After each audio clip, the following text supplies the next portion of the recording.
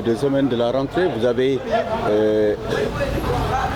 justement pensé à faire une activité quand même, je sais pas, sociale, sportive. Quel est le sens de cette activité justement? Oui, le sens de cette activité, c'est Nurutuwuti. Nurutuwuti, dans sa mission habituelle, fait plaisir aux enfants. C'est pourquoi cette année, alors après l'université de Thiès, Nurutuwuti a pensé remettre aux enfants des ballons, et des maillots et des lunettes. Les enfants sont prioritaires pour les lunettes. Donc déjà, on a distribué pour la ville de Thiès, rien que pour la ville de Thiès, on a distribué 900 paires de lunettes, ce qui fait une quantité énorme.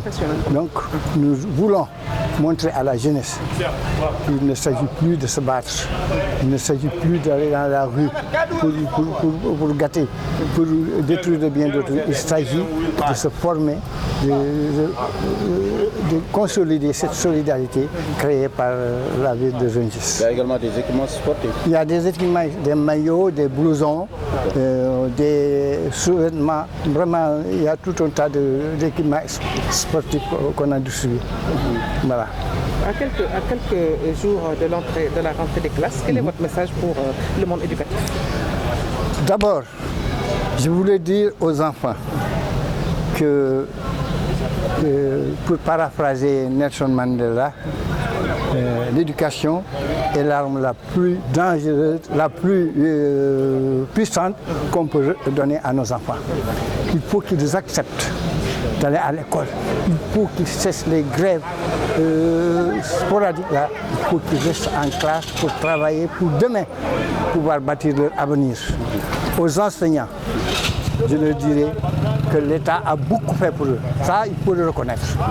L'État a beaucoup fait pour eux. Entre mars et avril, il y a eu énormément de rappels qui ont été débloqués. Donc je crois qu'il est temps qu'ils essaient de travailler. On sait que vraiment, ça reste. Le travail, ça reste. Les enseignants ne travaillent pas. Ils ne travaillent pas. Il faut avoir le courage de le dire. Ils ne travaillent pas. Nous allons chaque année dans les écoles et nous voyons ce qui se passe là-bas. Le contexte préélectoral ne doit pas être une menace. Ça ne doit pas être une menace, mais nous avons peur que ça ne bloque l'éducation. Alors ça aussi, il faut y veiller. Mais quand même, il faut saluer l'accalmie qui a été notée au courant de l'année scolaire 2022-2023. Oui, il y a une accalmie. Ça c'est évident. Il y a une accalmie, mais cette accalmie a été créée par les rappels qui ont été payés. L'État a au moins fait une partie de ses promesses.